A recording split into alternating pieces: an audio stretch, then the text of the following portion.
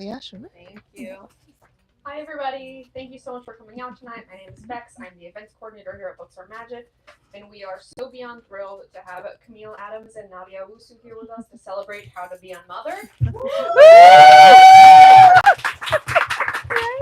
just have a few housekeeping notes to go over before we get started. We'll be doing a hand raise Q&A towards the end of the night. Think of your questions, all of them type. We'll get them answered if they are questions, not if they are stories. Afterwards, Camille will be signing and personalizing your you checked in. We'll let you know when and where to line up for that. If you're joining us virtually on the live stream, we'd love to encourage you to buy a copy of How to Be Unmothered online using the link in the description. If you're here, we encourage you to buy copies here. The more you buy tonight, the more we can order later. Restless Books is a small press. We love supporting small presses. And so, the more you buy, the more we support small presses. That's that. Okay, and How to Be Unmothered. The reason we're all here tonight.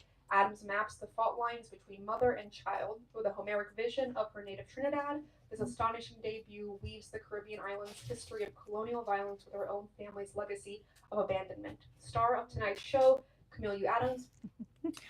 Is a writer. Her memoir, How to Be Unmothered, was a finalist for the 2023 Restless Books Prize for New Immigrant Voice Writing.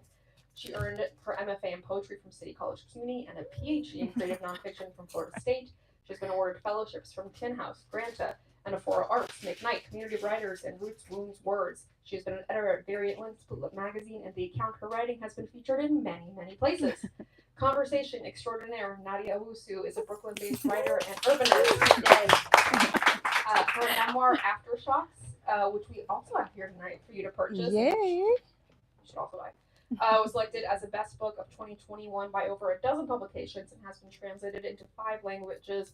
Nadia is a recipient of the Whiting Award and of fellowships from Yaddo and Art. Oh my! Sorry, it's really cool. Her writing has also appeared in many, many places. She teaches creative writing at Columbia University in Mountain View and is the director of storytelling at Frontline Solutions. Without any further ado, please join me in the warmest welcome to Camille and Nadia. Thank you. Thank you, Bex. That was quite the introduction. Bex is being bashful, but they've also worked at Tin House, just finished Tin House's fellowship, so thank you for that as well. Okay, so thank you all for being here, first of all. Before we start, I'm going to thank Nadia for being in conversation with me. I have to tell you really quickly that I reached out to Nadia and let her know how much her memoir, Aftershocks, meant to me while I was in Florida doing my PhD. And she was so enthusiastic and responsive immediately. So thank you so much for that. Thank you for having me with you. I'm excited. And thank you all for being here to celebrate How to Be Unmothered. I am deeply appreciative. I'm a little bit nervous, but it's gonna ease in a little bit. And before we start, I just want to thank myself and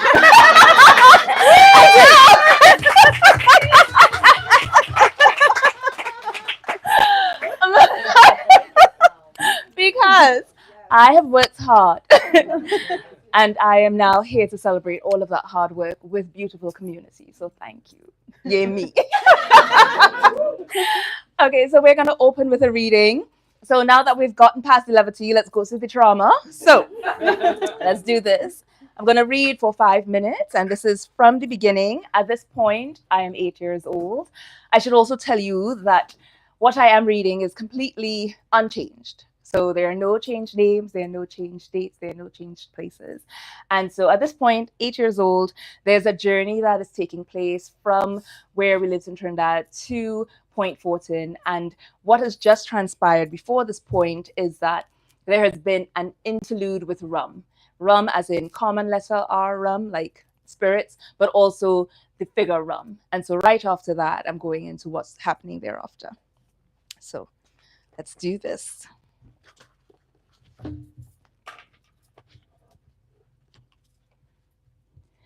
I have been quiet while wicked rum danced in my brain. But my mother doesn't like me this way. My watchful, silent thoughts, access to which she's always nervously sought, and her bulbous eyes swivel from the windshield, across Sherry's wispy hair, nestled to her chest, to the back seat, where I sit concealed in Dawn's shawl, where I tuck against the door and defeat all her attempts to engage. My mother knows 2 modes, unwashable clawing honey and rage. Those eyes of hers from the front seek me out for something to criticize, to stimulate her dependent mind. Those eyes of hers want, they need, they seek to feed. I feel those eyes dismount ungracefully on me, an entitled plea, a say something observant smart daughter of mine guarantee, a distraction to quench the unsatiating greed of her commitment not to worry. Though she know we're embarking on a trip on which my mind said no, I don't want to go, a trip for which will this mother be sorry? But for now, my mother chirps, her husband burps. She waves a short-fingered wedding-ringed hand and giggles at her man, with whom, this morning, she is forget everything happy. The unopened door to my bedroom last night, and her sappy sighs in my father's bed must be why. She is tender with Sherry and smiling indulgently, and not impatiently answering Erica's every 6-year-old inquiry about what she spies. Still, amidst her chuckles, this mother turns to observing me, soliciting noise to puncture the unremitting gloom, turns to me in a boisterous car full of soca music, daddy laughing, my sisters chattering, and wind blowing that shouldn't have room for my silence's loud volume. And before I turn my head to approaching Ryson Road, which looms, to Port of Spain, our capital that blooms against the pillow cloud backdrop and the sun rising up, before I recommit to keeping my head out of this car traveling south on this visit I cannot stop, I give my mother a sip from my cup, something to pacify, so she will give me space again to be a child, a person who doesn't like to criticize and find fault in everything at all times. I don my costume under her eyes' spotlight and make props of the men milling like moths under the street lamps bright. These mumbling, dribbling, ranting, chuckling at nothing said beyond the something in their heads men. Men with matted plaits, balding pates, and bent spines unrisen to the unflinching sky. Men eager to greet an unchanging day. Men with dry, flimsy stalks for legs, flanked by gabardine pants, announcing their rank of vagrant in this castery place. Men in rough-hewn brown fabric armed for the road. Men working nowhere, wearing dickies against night's brief cold. Men in crocus cloth that still must wear down at some point. Men in khaki bottoms with holes at the joints and at the seat, where their butts meet the street corners on which they sit. On pavements where they beg for a little dollar to buy more spirits. Men adorned in only skin and bones. Men bare-chested, bare-backed, barefoot, beyond calluses making shoes of their souls. Men whose foul stench recoil promenaders who get too close.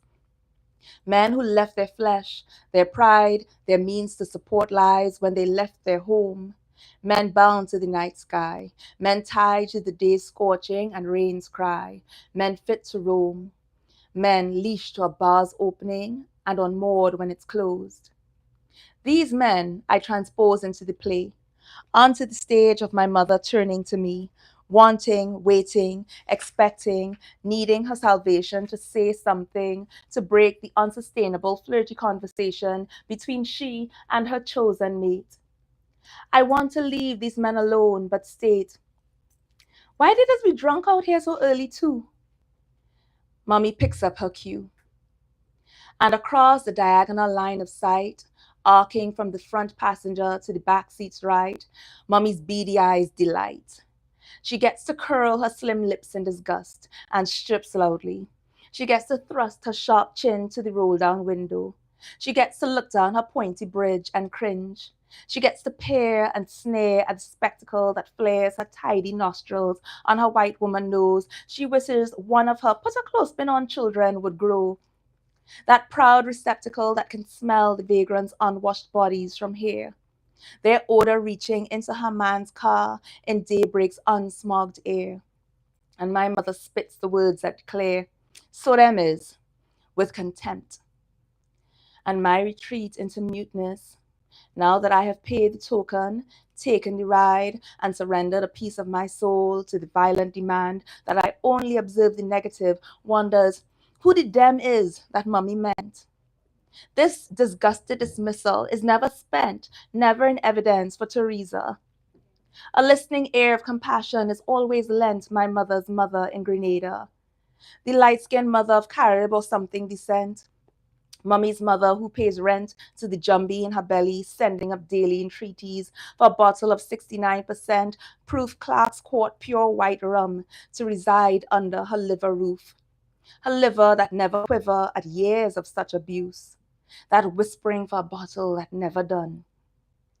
My mother has all the sympathy, love, and understanding for this alcoholic mother of hers who pours wallets down her gullet, reconstituting all the necessities she could buy. And my mother laughs when I ask her how she could accept this, ignore this, send money, enable it, and why.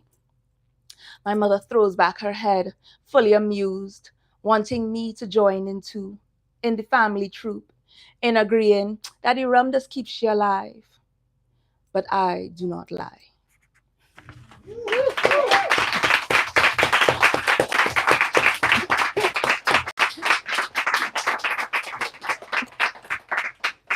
Thank you for that beautiful reading, Camille. I was so mesmerized. I was like, oh, I have to talk now. It's my turn.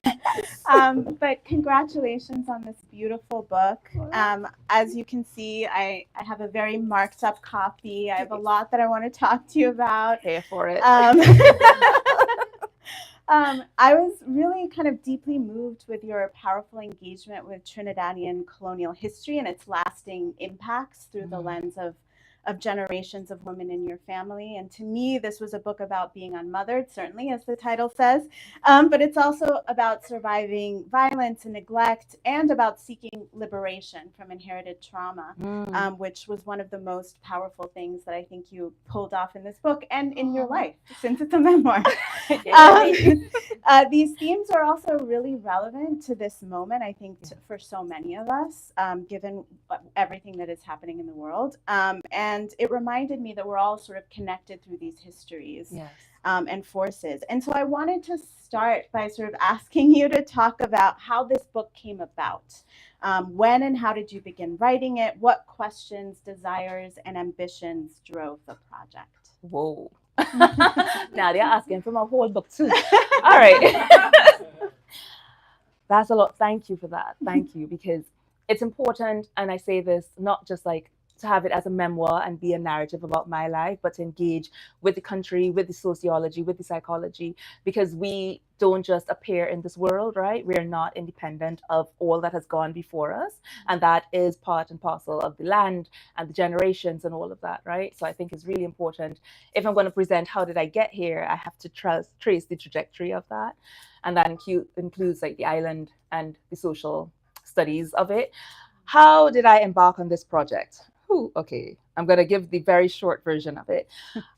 In 2018, I was home playing mass, and Ash Wednesday comes, and after Carnival, you know, Carnival Monday and Carnival Tuesday, you go to the beach and you're cooling down. And so I went to the beach, and a few of my friends know this, but I went to the beach and I was like, yeah, okay, whatever. And like, I was supposed to come back to New York the day after that, the Thursday. And I was like, okay, it's nearing sunset, and I want to take one last dip in the sea, right? Because I'm about to say bye to my country for this year. I'm going back to New York. And I was like, okay, let me go and just take one last dip. And I go into the water, and I only go up to like my knees, nothing far, just like that. And then this massive wave comes and takes me out into the ocean. Wow. And so I'm there, and like I'm struggling and I'm waving, and no one is seeing me.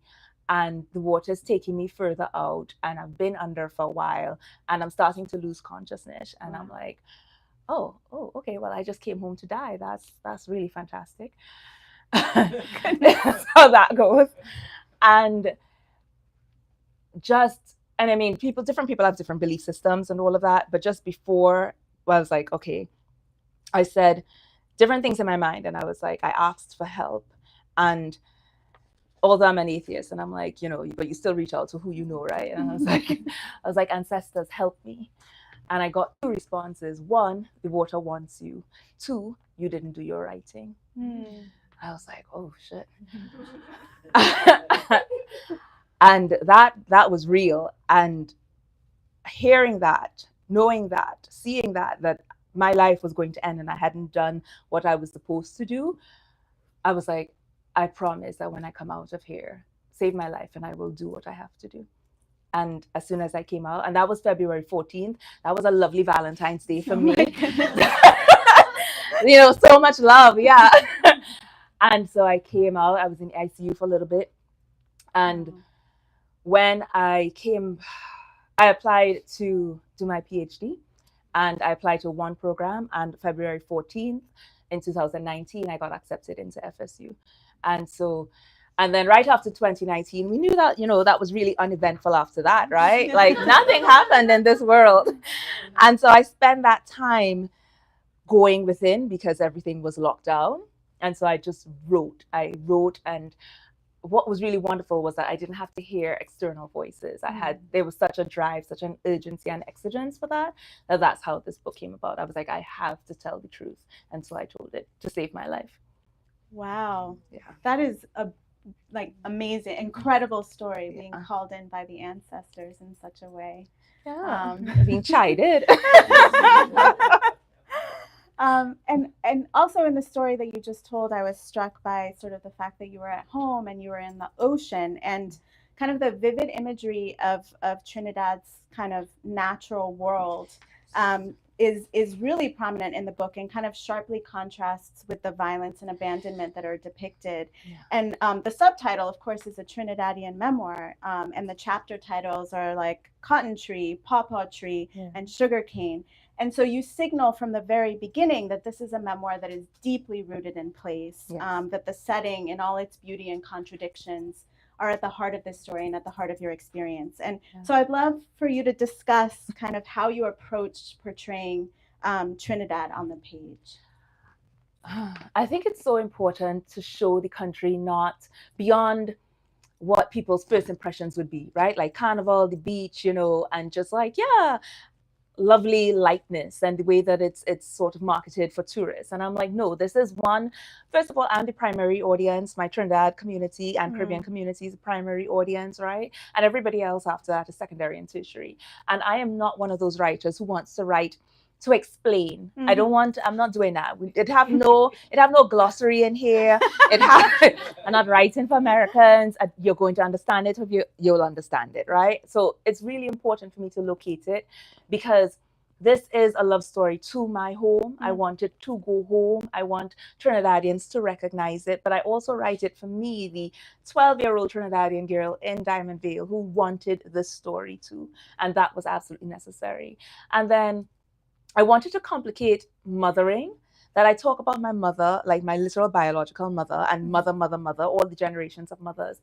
But I want to talk about the mother that is the land, the mother that is the language, the mother that is the culture, the mother that is like West African oral griot tradition, the mothering in the music, in all of the orality, in the community, in nature. And I didn't want that to be ignored. I didn't want it to just be set in.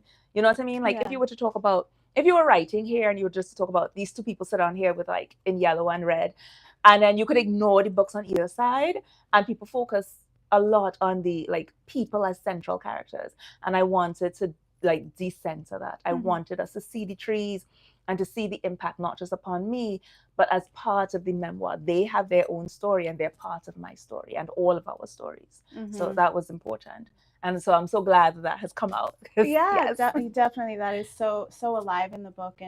And Trinidad is one of the central kind of subjects of this book, and your engagement with it and the meaning of it to you, which is so beautiful. And kind of relatedly, and kind of hearing you talk about it, how it's not just a place of tourism, that it's so much more than the way that the Caribbean in general is generally depicted, in American literature, for example, or the American imagination, Western imagination.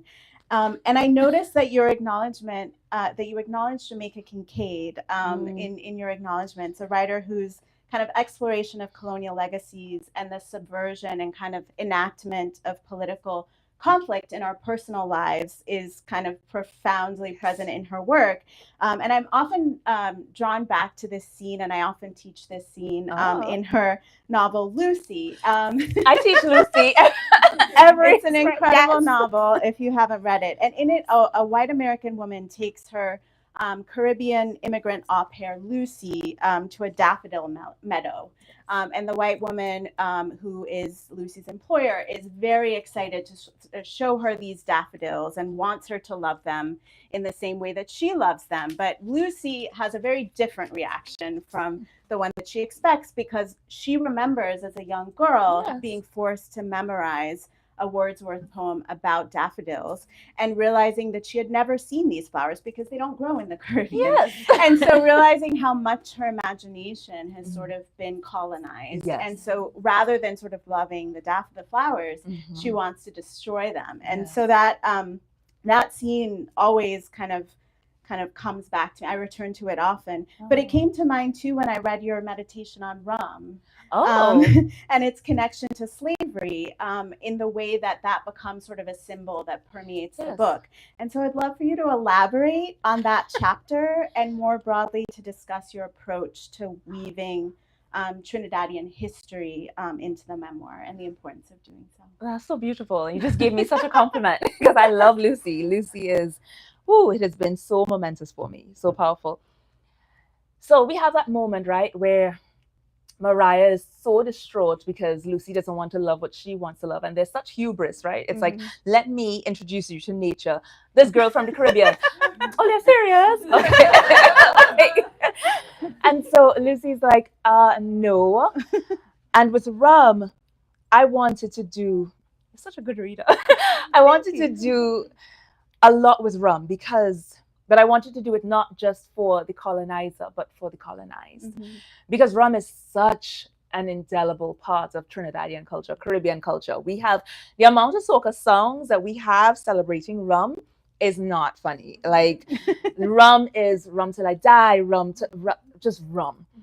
And it's not just part of the carnival culture and not just part of our linemen and the way that we socialize, but I wanted to teach, and I don't mean that in a really sort of like pedantic, condescending way, but I wanted us to sort of to defamiliarize what we take for granted, because we never spend time without a bottle of rum. We never just go and hang out or line without a bottle of rum. Rum is in everything, and I wanted us to step back and think about what has been created to be our culture and for us to have a measure of agency. And so there's a Derek Walcott poem that I really love, The Spectre of Empire, where, is it that one? Yeah, I think it's that one, where rum is like, they're considering the ways in which like these people whose lives are being shortened by diabetes and kidney disease and all of these things, the way that enslavement continues through the spirits. And I love that, but that's not where this rum came from. When I was writing, and because I didn't plan to talk about rum like that. I didn't think that my obsession would get onto the page like that, because like I read all of these nonfiction things. And I was just listening to this song, Tanti Woy by Blacks, R.I.P., like constantly. And while I was writing that scene, like just the traveling from Diego Martin to Point Fortin, while I was writing, and it was Emancipation Day that I was writing, that I always remember that I was writing in Tallahassee, writing into my bedroom, Emancipation Day, and rum appeared, like just literally appeared, and just started talking. And I was like, oh, no, that's not what we're doing. I talking about this violence over here. I talking about the mother, and wouldn't go away, and just started writing and took over the page. And I was like, all right, have your say. And rum, as we see, has permeated the entire memoir, but it's the same way that rum has leached into our land, right? The way that rum has leached into our lives, the way that rum was used by colonizers and enslavers to capture not just our bodies, but our minds, and the way that it keeps us in neo-imperialism, controlled by that as well. So we've taken it, we've imbibed it as our culture, but I want us to step back and be like, is this ours, or has it been done to us? And what is the effect of it? Yeah, I mean, you do that so beautifully, and it does permeate the whole the whole book, and is such a powerful symbol and such a complicated symbol, because it is this thing that is, you know, central to celebrations, but then also has this kind of really deep history and violent history. So I was really drawn into that section. Also, I mean, I think, you know, this book is called How to Be Unmothered, and it is so much about kind of the complex and often fraught relationships between mothers and daughters. And so I want to talk about that a little bit, and wanted to ask you kind of specifically what you hope readers will take away from this exploration, and maybe what you learned through the writing of it. Oh, okay, I'll answer the second question first. What I learned, because whenever I teach memoir, I talk about like there being different selves. And yet when it happens to you, you're like, oh, we just keep piling up selves. And so there's the child, and then there's the writer at the desk. But there's also the author when the book is done. And when I had to go back to it, and like when my editors sent me back into it, and I swear, and I know this might sound like what, I was so focused on the maternal line. I was focused on my mother, on her mother, and all the mothers before in that maternal line.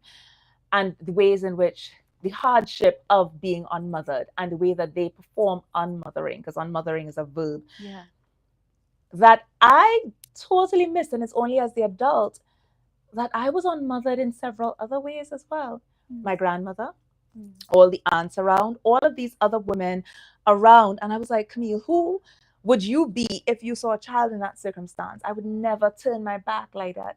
And so there was so much unmothering. And so there was so much insight that I gained reading it as a reader, that I was like, oh, this child has been unmothered holistically. So that's what I learned. And I didn't know that before. I was like, well, wow, this is insane. What I want readers to take away from this, one thesis. This is the thesis with which I wrote it, and it's 4 words. Abuse is a choice. That's it. Child. Yes, right.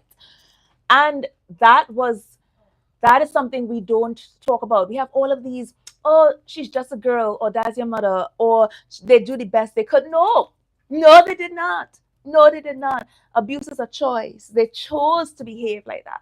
They know what they do. And all of the mama guy, all of the papi show, all the words, all the justification does not undo the actual actions that they take. And for so many of us, we live in that cognitive dissonance where we have so much attachment to the mother that we go through these mental gymnastics to justify what they do, because we need to keep the attachment. And to do that, we are estranging ourselves from our souls and doing ourselves damage. No, allow it. Allow the disillusionment. No, they did not do the best they could. No, that was not love. Your body know it wasn't love. Let your mind know it wasn't love now. And that's what I want readers to take away. The validation of these were my experiences, and let myself be edified that this is not love. Love don't look like that. Love don't feel like that. And mothers can be exceedingly abusive. We look at abuse as the physical, and I wanted to show the insidious verbal, psychological, somatic, sexual, psychic, the spiritual, all of the different ways in which mothers can enact abuse. And so I want people to take that away, and for this to enter the cultural zeitgeist, that women can do this. They can sabotage, they can cause harm, and that it isn't something that you can talk yourself out of. As much as this culture likes to excuse abusers.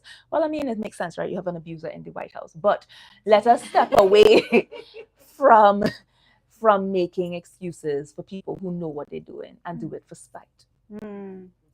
Wow.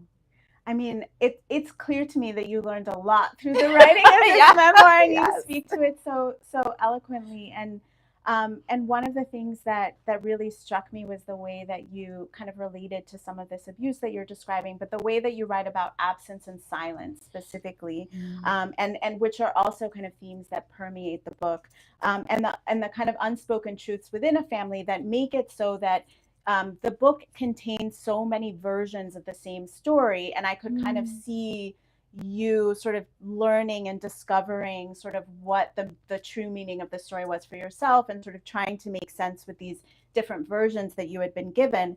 And so I'm interested in hearing you talk about that, sort of like the process of kind of dissecting those many kind of sometimes conflicting stories, and coming to this sense of truth that you just shared with us. Oh, thank you. And that's craft as well, because like you have this external journey, right? And you arrive at a place, but charting the interior journey of arriving at understanding is something that I wanted to make really genuine, because there were things that I learned incrementally. There were ways in which I still continued to be bamboozled, not presently, but I was before the writing. But just before I started writing this book, like just before, and so much happened during lockdown. I know lockdown was terrible, but it served me and the writing realm. It was good. I need something like that to get. Oh, let me not say that. Knock on wood. Knock on wood. Okay, I'm taking it back. Take it back. Take it back. Oh, there was this one time, and this is how the book starts, that I was baking my salmon. No, I was washing the Pyrex dish after I was putting away the salmon. And I was there and I was listening to, because soca music is so powerful for me and it's so transportive. I was listening to Marshall and Bungie Bushead and just dancing and having a good time. And my mind was completely clear. And just like that, and I swear, like, there's no other way to describe it, this insight just landed on my head and traveled through my body. And I was like, what the hell? And it was 2 words. She knew. And I, as the adult, did not know. I was still captivated by seeing my mother as a victim in so many ways, because there's so much domestic violence in here. So it's like I create this dichotomy, or the dichotomy was created for me, right? This binary opposition, bad father, victimized mother. And that was obviously in contention with what my body was feeling. But all the ways in which she gave me these words of I love you and hold on, and we're going through this together. And there's a particular chorus in here that when you read, you will see that she keeps repeating, that I was taken in by. And then I realized the actions, though, the things that she did showcase that this woman knew from the very beginning what she was doing. She knew what she was doing and she did it on purpose. And so I wanted to show how love can war, because I am capable of love. This narcissist mother obviously is not. But how love and loyalty and connection can war with knowledge and understanding and acceptance.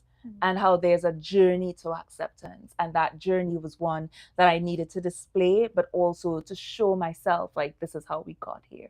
And so that's where the book ends, right? Where there's like, oh, and again, that disillusionment, again, that cognitive dissonance, because you want to.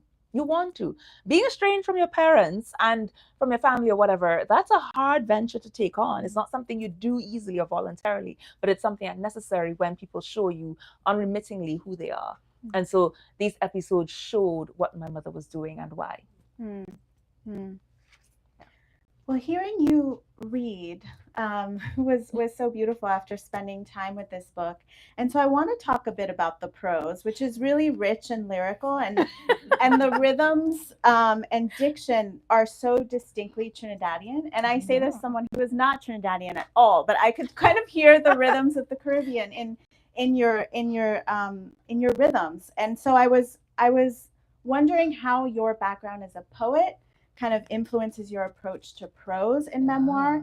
And then also I was curious to hear you talk about how you work to depict Trinidad, as we talked about, you know, in terms of the imagery, but not just in the imagery, also in the language itself.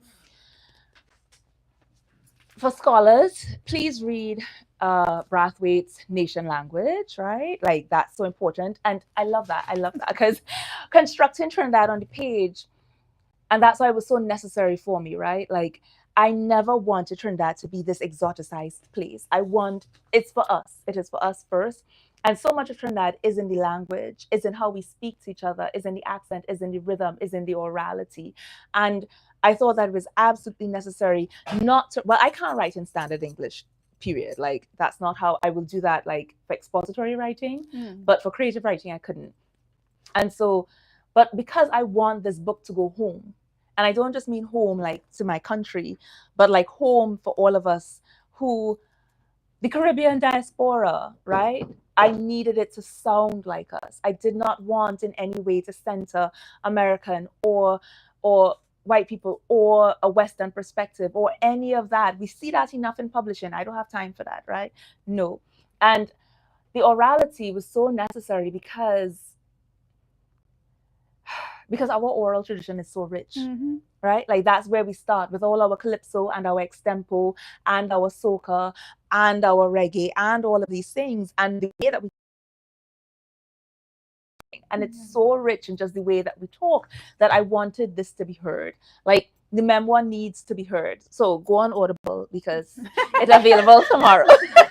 Let me do a pitch. But I also, there's so much that can be communicated in the words, and because I wanted this book to be grounded in the body so much and not in a cerebral way that you can justify, that it had to be like the language had to be stemming from the way that we move and the way that we act and the way that we talk and the way that we embody all that we have to say. Plus, as a poet, I can't handle when I don't have rhyme. I can't, it doesn't sound good to me. It doesn't, I don't like it. And so I think things should be beautiful. I do. I think things should be beautiful. And so even if I'm telling an ugly story, there needs to be that captivating movement. And so I needed like nature to be showcased through that, our rhythms to be showcased through that, but also ancestry to be showcased through that, right? Like if you're picturing like being a griot, like in the village square, and you're telling the history, you're telling the sociology, you're teaching, that's what I'm doing. I want to take it out of academia, although I am an academic, but I want to take it out of that and posit it with the people. And that's where that comes back to, like our language, our community. Yeah, I loved that so much. That was one of the things I loved the most about the book was the language. And, you know, people often say, you know, you started by saying, I'm not going to translate. And certainly you didn't. But, you know, somebody who's not from the Caribbean, I felt completely welcomed into this story and just drawn into the beauty of and lyricism of your language. But earlier we were talking a little bit about audience, and you were saying that you were writing specifically to like other people from the Caribbean, and that was like central to your approach to the book. So I'd love to hear you talk a bit about that and what that meant to you and what it looked like. And when I say that, I'm not excluding other people, right? Yeah, but because growing up in Trinidad and reading so much Caribbean lit and British lit and all of that, as a child, as an adult, as someone who teaches, it's like you think about, okay, I don't want to call, okay. So I follow. Just say it, I know, you can tell when it's tea there. And I'm like, all right, let me say it. I'm not calling all the names. Okay, but I follow like, I'm not going to be that specific. But I follow Book of Sins, right? Who big up, like she's done so much for Caribbean literature. And so the other day on Goodreads and on social media, she was complaining about this Caribbean book where somebody had do something like, they say, oh yeah, in the book they say, you know, it's not easy now. And then like one page of exposition followed, like sounding like Wikipedia, explaining what does it not easy now actually mean. And she was so annoyed. And from that point, she stopped reading. And so many other Caribbean readers chimed in and they're like, yeah, we're not reading. I think just like, and I'll come back to Lucy, if Lucy in Antigua, right, can read a Wordsworth poem about daffodils that she's never seen and appreciate the language for what it is, and can have that in her mind alongside, juxtaposed with her own understanding of the flora and the fauna in her country, because, you know, we're complicated beings. We can hold two things at the same time.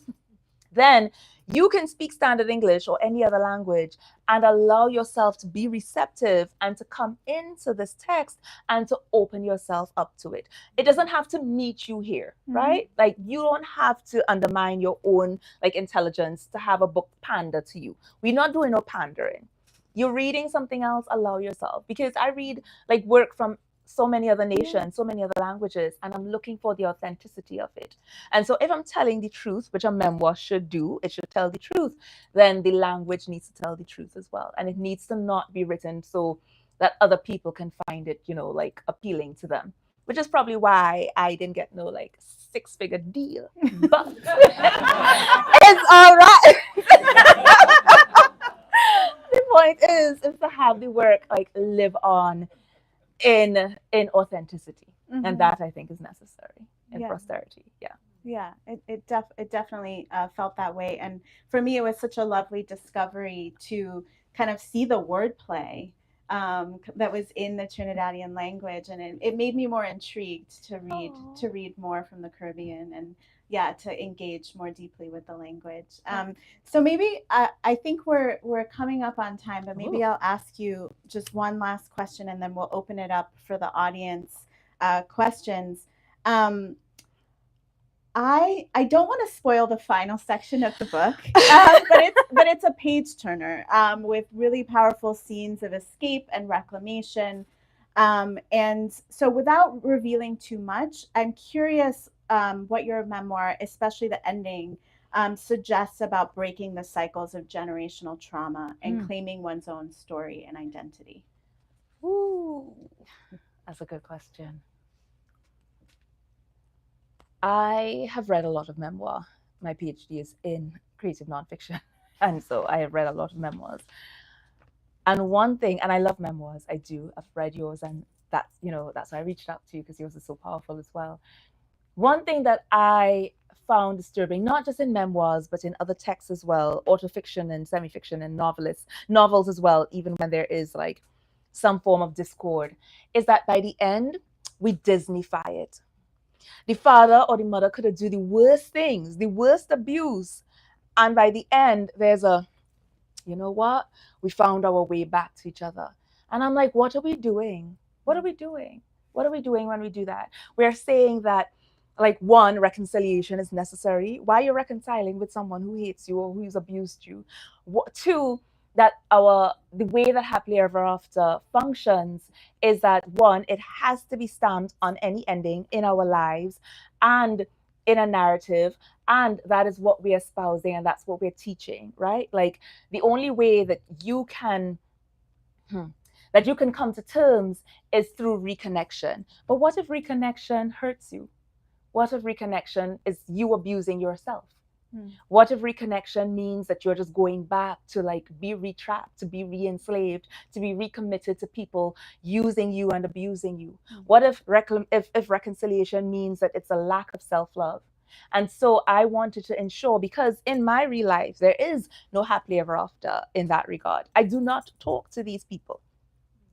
And so I wanted to write, and that's something else, we don't talk about that. We don't talk about people being estranged from abusive parents, right? It's like Happy Mother's Day, Happy Father's Day, or Christmas, or whatever, we get all of this mythology around like what parenting is supposed to be. And those of us who didn't experience it, we're silenced. And so what happens when we're silenced or we're forced to perform this idea of the happy family that actually doesn't serve us? When family in of itself, and I wouldn't delve too much into sociology, but there's so many ways in which family is at the root of dysfunction. Not everybody has a happy family. And I wanted to tell the truth so that people can feel validated. They can feel, even if it's in their private moments, can feel like, oh, yeah, this is verification for what I've experienced.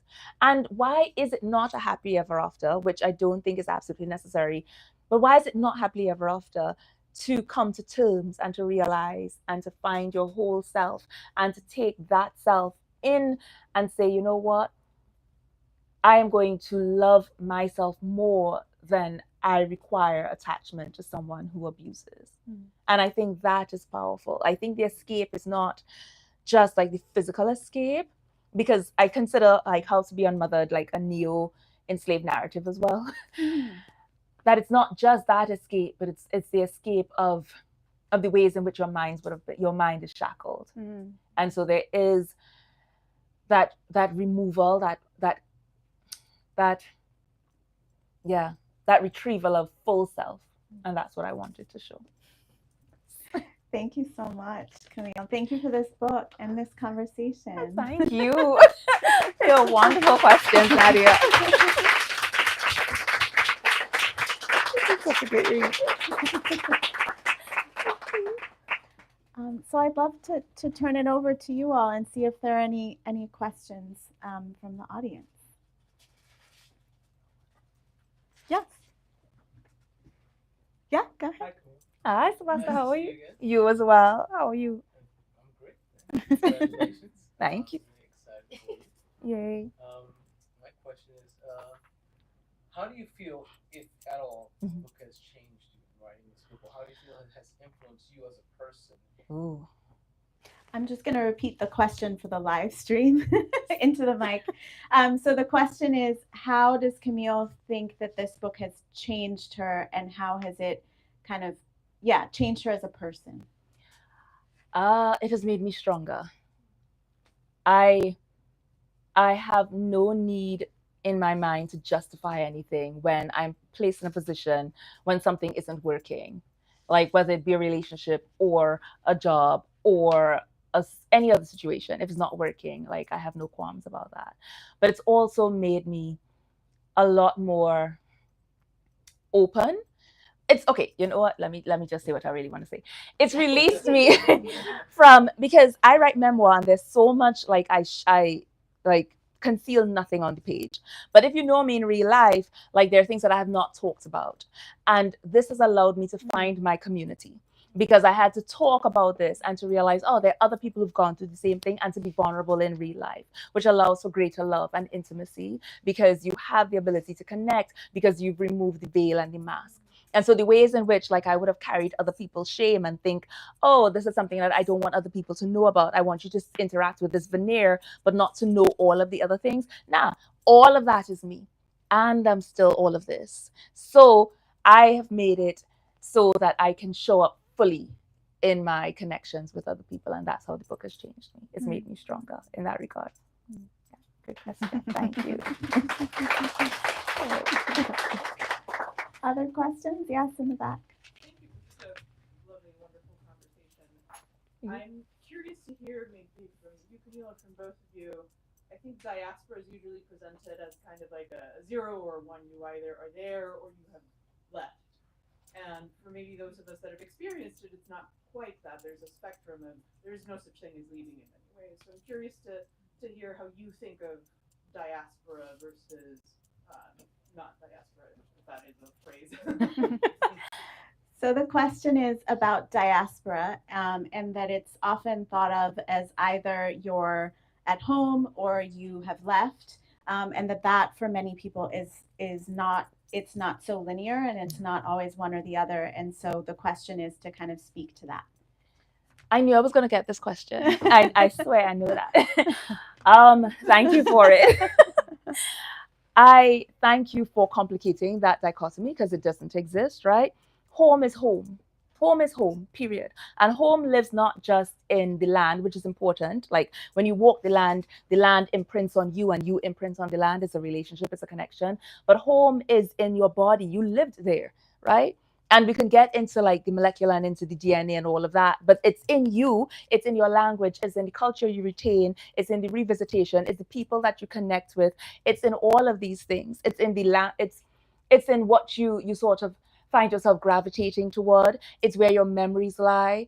And I think that's a really capitalist perspective, to be removed. And it makes you wonder why people would want you to have that perspective, because you're coming to like this imperialist nation and they want you to be divorced from yourself so that you can just be this cog in the machine. No, emotional memory, physiological memory, spiritual memory is real, and it's not something that we can separate from. And it's not something that we should strive to separate from. So I think diaspora is, when we think of the Caribbean diaspora, like New York City has so many thousands of Caribbean people just living here, and so many other diasporas.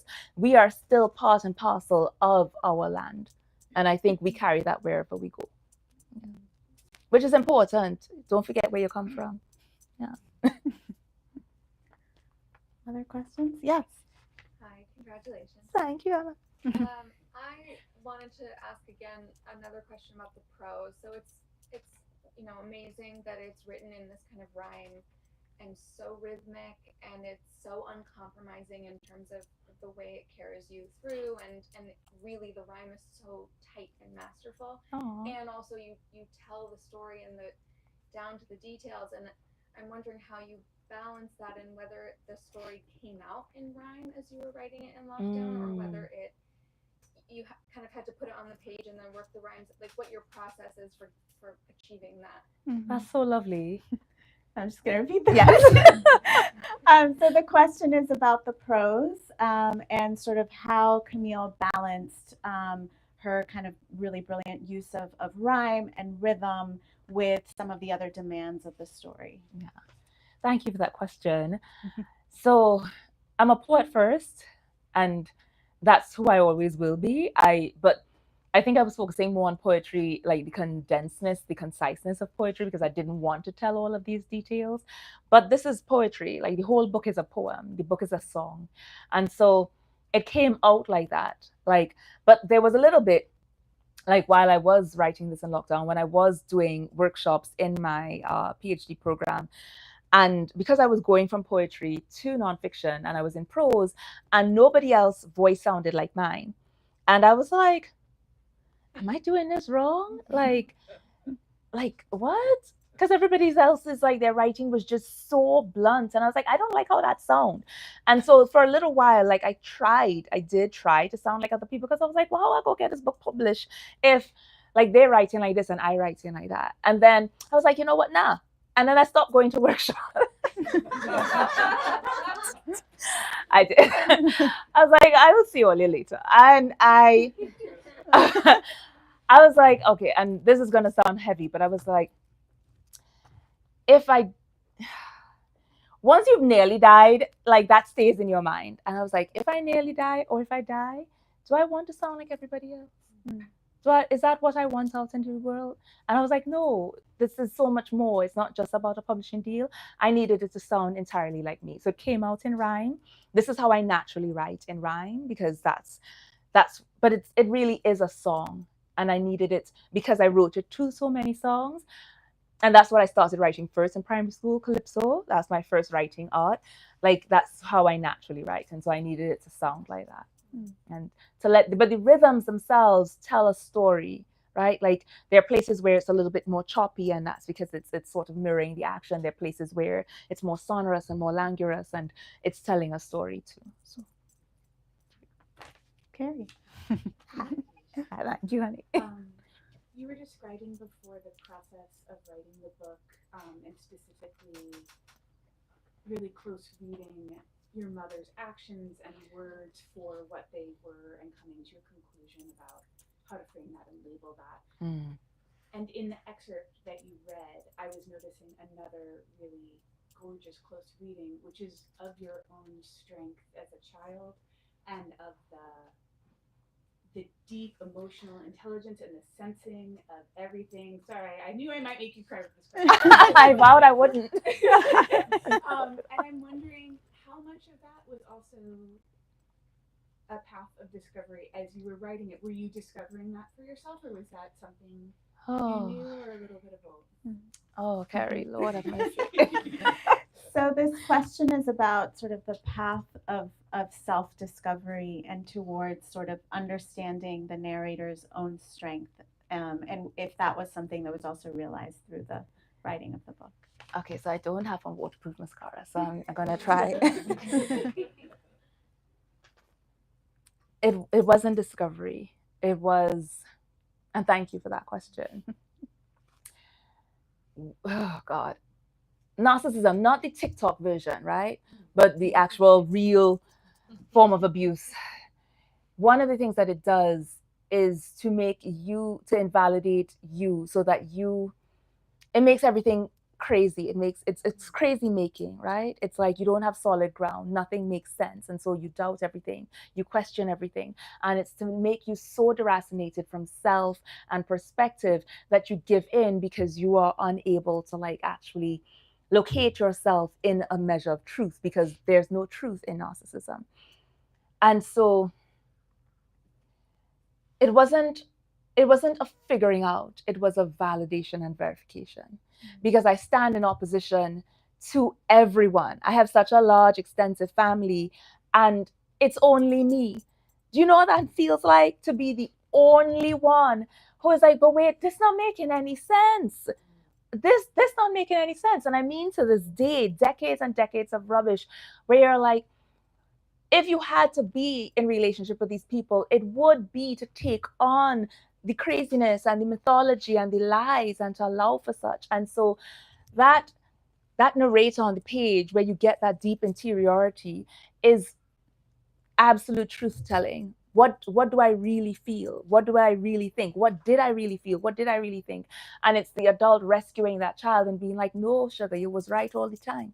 And I knew I was right, but there was nobody else. And I had to find community through books. That's why Jamaica Kincaid was so important to me, because it's like that was the first book that I read where finally somebody's saying something that makes sense, that mothers are not just all these great people. I know I have this woman in this house, and I'm like, I have to perform a version of like happy family in school and then with friends and all of that. And I'm like, where is everybody else? Where is the truth lying? And so truth, and this is why this book is written somatically, truth was always in my body. Truth was always in what I knew, not cerebrally, but in what I felt. And I was like, let me locate it there. For craft, I had to go back to the body, but also that validation was necessary. That no, honey, it was you. Yeah. Growing up in a narcissist nest, not easy. Well, that was a beautiful question and a beautiful response. And maybe we will end there on that Wow, note. that one's so Thank you so much. Thank you, Nadia.